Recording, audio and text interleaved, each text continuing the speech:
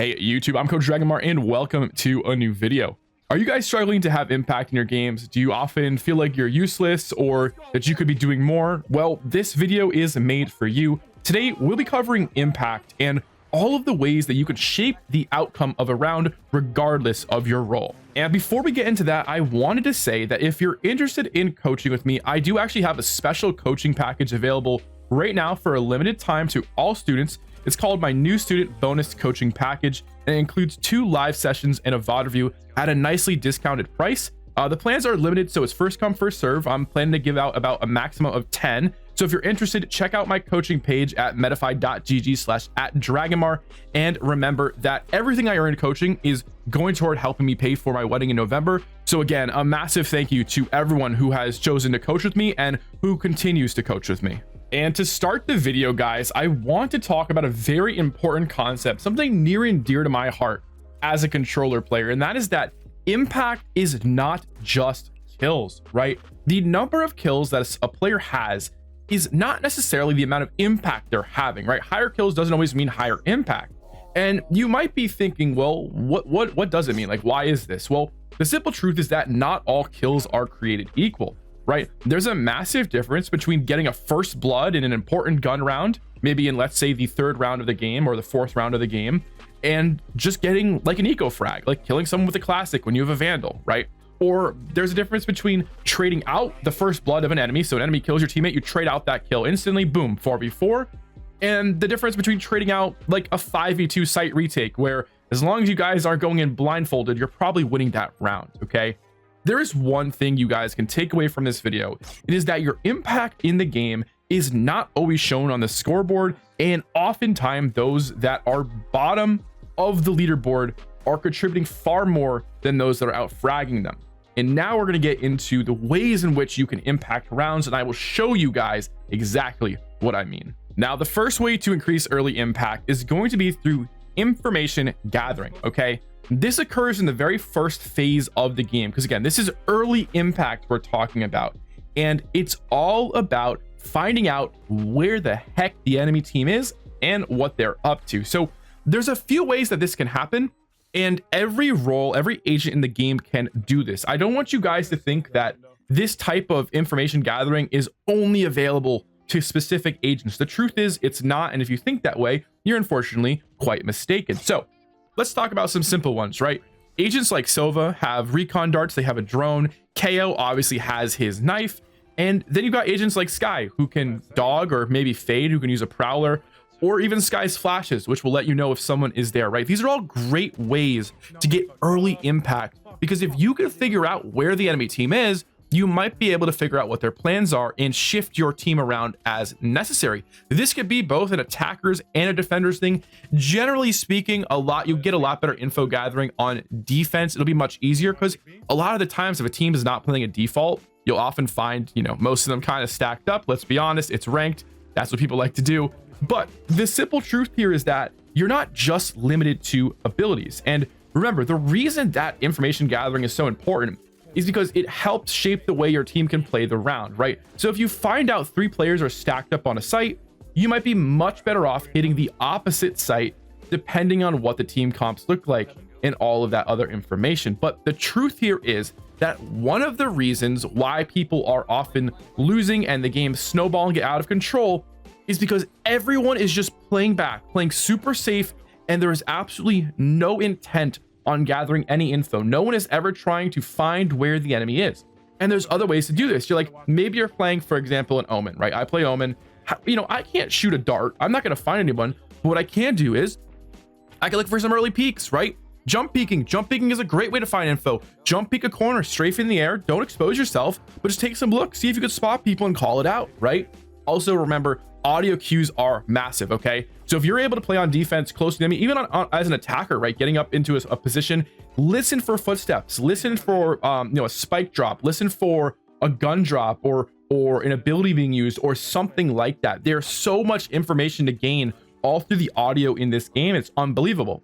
But remember, the key to this early phase and having early impact is that you should not die. So if it means you can't turn the corner and throw your knife exactly how you want to, fine. If it means you're not going to jump around the corner to shoot a dart, fine, right? You do not die during this phase. If you do, any information you gather is essentially a null point. We just don't care at that point. You know, for example, a lot of people will spot an op early, and for some reason they'll instantly repeak, or they'll repeak later in the round, you know, not too far. Can't do that. You spot an op, you get the heck out of there. And the final thing I want to say about information gathering is there is another part to this, sort of an IGL part. And what that is it's through communication, and it's understanding the enemy's tendencies. What are they doing? How are they playing their rounds? Think back through the game so far. What have they shown us? Do they have a tendency to go A, B, A, B, A, B? How are they stacking up their sights on defense? Do they have a lot of pressure mid, or can we maybe look for some flanks through mid, right? This is a bit of a higher level concept, but understanding and reading how the enemy plays is something that I want you guys to all be working on if possible and thinking about.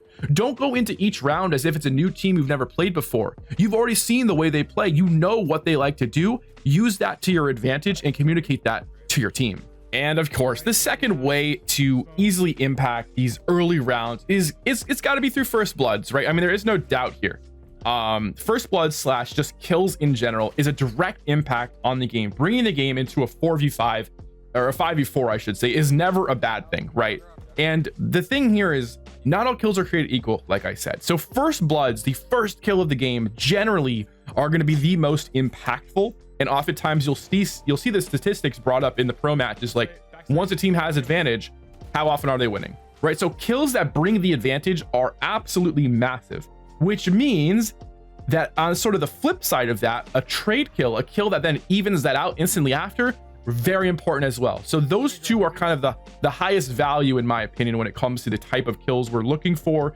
And then of course you've got like the site execute retake kills, which are also very important. If you can start off with a nice early kill on a retake, I mean, you are setting yourself up for success, especially depending on what the numbers look like. But regardless of that, that's not really what I want to talk about here. What I want to talk about is some ways to do this. How can we actually get these first bloods? How can we get these early kills in rounds? Well, any agent can do this. Some agents are better at some aspects than others, but the point here I want to make is that if you think that just because you're playing Sentinel that you should never have a first blood in your entire career, you're crazy. There are absolutely times where your positioning can be slightly more aggressive, and you can take these type of fights that can allow you to impact these rounds through kills, not just through your abilities, right? So let's think here. Well, aggressive off angles, right? Taking an off angle that's a little more aggressive than normal, you'll throw enemies off. You'll be able to find them in maybe an unfamiliar position, right? There's tons of spots you can play in this game. A lot of the times playing a slightly more aggressive off angle will completely surprise the enemy and allow you to have that perfect advantage, get that first kill, and then get out of there. Another very easy first blood method, I honestly hate to say this, but it's opping. It's opping or chamber ult, whatever. It's incredible what you're able to do with this gun. Again, you really want to get into these spots nice and early in rounds, and you want to hold if possible. But honestly, you can pretty much take the op almost anywhere. Long range is best, long sight lines. Look to kind of play more of an Overwatch role above your teammates as they push in. A great way, especially if the other team does not know you're opping, okay? Very important to be unpredictable. That's how you get your first bloods. If you're too predictable, and nothing here I'm saying matters. So for example, if you're playing on Bind and you keep pushing out of hookah every round with a flash, they're going to catch on eventually. You're going to die for it. Stop. Don't be predictable, please. Learn when it's enough. Stop doing it. Play smart. Then you've got your one and done sort of get out of jail free card plays where it's like an aggressive off angle, but you kind of take it to that next step where no other agent can do it. Chamber can do it, Yorus can sometimes do it, Jet can do it with her dash, right? And occasionally Arena if they get the kill. These are the type of agents that can just go into these ridiculous spots that no one should be able to go to and get the early kills. A little more specific here on this one, but one that I love is high ground positions. Taking high ground, looking over smokes, looking above things that people just don't expect. You can find some amazing angles, whether it's playing Gen on Icebox, you know, top of Sightbox on C long, looking over your smoke on the orb. Tons of amazing positions for high ground. And if you play an agent that can get high ground, Omen, Jet, Raze, these type of agents, make sure you take advantage of it, okay? The next thing is team pushes. Playing with the utility of your teammates. Not everyone has the perfect ability for a push, but if you're playing maybe a KO and you have a Jet on your team, flash for your Jet, have her run in, get the early kill, dash away, right? Play off your teammates. Not all this is about yourself. If you can set up a teammate for a first blood, honestly, I think that's just as important, right? No reason not to do that. And it is very important that in games, if you are playing like an initiator, you try to initiate these type of aggressive plays, specifically on defense, where a lot of people will just play a little bit too passive, unfortunately. And then the final thing I want to say here is a great way to get some early impact is through a fast flank. Now, fast flanks require good information. I hate when people just do these blindly. So if you get a ton of info on where players are, maybe someone did some information gathering, maybe had a nice KO knife, take a fast flank if you can. A lot of the times you're gonna be able to catch the enemy off guard. They might even rotate back into you. Highly recommend. You just have to be smart with it. You can't do this every round. You can't like walk into a trip and then keep walking forward. They know where you are, right? You have to stay quiet, and it has to be off of good information. And guys, the third and final point, probably one of the most important, is a slightly higher level concept. It's about space creation and control. It's about controlling the map. So to do this, I want to use an example. I want to use Haven here. We're going to look at the attackers first and talk about taking control of mid. When you take control of mid, you pull resources from the enemy team over to cover and make sure they're safe, right? Early pressure is a great way to pull resources from this enemy team, right? So let's say to start this round off, the enemy KO is going, or the defending KO, I should say, gonna throw a knife. Chamber gonna back up slightly, dodge the knife, gets no info. So this is really good. This means the enemy team does not know right off the bat where you and your team are as attackers. Now, KO is still gonna stand here. He's gonna essentially watch the flank. He also has a trip covering the C long push as well, meaning we are in a perfect spot for a nice 3-man take in mid. How do we take mid control? Well, let's start off with a little Phoenix Flash, shall we? So we're gonna throw a little Phoenix Flash right here to blind any garage player that might be there. You can also start off by holding this angle. We just play it safe, right? Boom.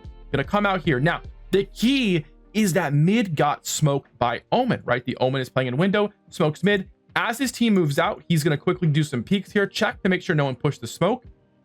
Phoenix gonna slowly walk up to this corner. Fade gonna come here. Now Fade, here's the key. You wanna be using a Prowler. Gonna Prowler in, clear garage. Boom, maybe we get the guy, you know, outside of the connector there. Maybe we spot Jet in window, whatever. The goal here, though, is that now we have sort of decided and created the fact that it is safe for us to be in mid right now. Now we have full control over mid.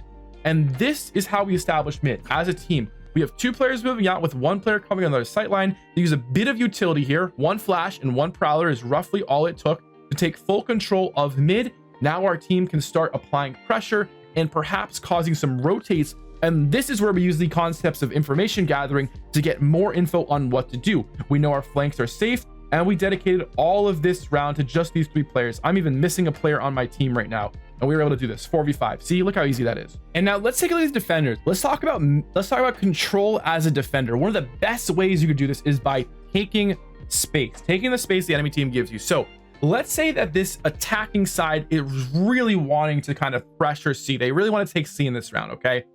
This is roughly the setup we're looking at here. So early pressure, footsteps. Right here's the footsteps. Immediately, Omen smokes. Omen smokes off C long. And now this team over here, they're kind of bunched up a little bit. Maybe Omen mid or something like this. Chamber here. They're like, hold on a second. We don't really want to do this. But at the same time, Chamber, you know, maybe use a TP, right? Comes back over here. So Chamber was already moving, right? Because they hear all this pressure. This is what happens. People slide over.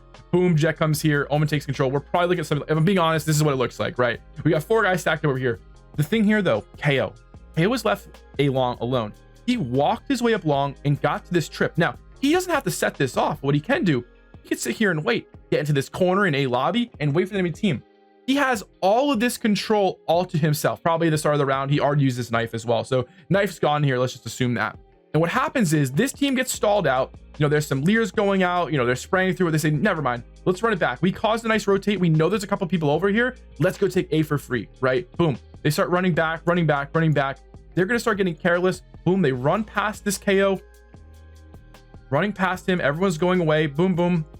And suddenly KO has a great chance here. Kills the 2 players from behind and maybe gets traded out here in a nice little sort of, you know, 2 for 1 trade, right? Still a great situation. But as you saw, that KO took the early pressure provided, all the information about the attackers moving towards C long, used that to take space, take control, and held. A bit more of a lurk, a little bit of a slow flank, but he was confident his teammates were able to hold off this push. They got there quick enough, and he was able to take control. So as you can see, taking control of the map is incredibly important. The other team had a trip here, gave them a false sense of security, and they didn't clear properly. right? They didn't clear out the KO, and he was just able to get those 2 free kills before dying. So the very important thing to remember here about this concept, about space creation, is that you are looking to take these opportunities based on the information you have and based on what your team is saying. A lot of this is collaborative, okay? It depends on what's happening around the map, making sure everyone is on the same page, because if you're flanking and your team is not expecting that and they need your help, you've already failed your team there. So it's very important that when you use abilities, like for example, a smoke like this, there is space being created or taken. So this defensive smoke, obviously, control C long. If you are starting the round off as this Omen, maybe next round you want to smoke the top of C long because you really want to prevent them from taking the space. Maybe that allows the Reyna to push in. The key here is the follow-up on the abilities, right? So for example, if we bring back that KO really quick, right? And let's say to start this round, KO, knifes, finds nothing, boom, push up here, take control, right? Again, until this stops working and until this is like a bad play, you get killed constantly doing it, there's no reason not to take control as long as you're feeling pretty confident in your abilities. Maybe you also, you know, have like, for example, a KO covering you as well in this position because it is pretty aggressive. But the point here is I want you guys to follow up your abilities. Don't just sit back and wait for everything, you know, like that is such a bad idea. And it just completely brings things and leaves them to waste. For example, when I smoke mid as an Omen, when I'm on defense, I'm walking it down mid. I'm walking down steps here. I'm going to be looking over to take a nice little aggressive fight on the players coming out of grass, looking to get maybe into garage. And then I'm going to take my kill. I'm going to back up, right? Just like that. But I took some control of mid. The enemy team wasn't ready for it. I got my kill and I got away. Now, I'm probably not repeating that process over and over, but I use my smoke to my advantage. If we just smoke out window, great. We delayed them for 15 seconds. We got no information. We didn't gain any space off of it. Use your abilities and then follow them up. That is one of the keys. Same with the Raze boombot, right? For example, if I'm this attacking Omen, smoke out garage, my Raze, I'm gonna be like, hey Raze, can you boombot into site or into garage for me? Boombot, boom, boom, it's gonna clear everything. Now get in there, go take this space, take control.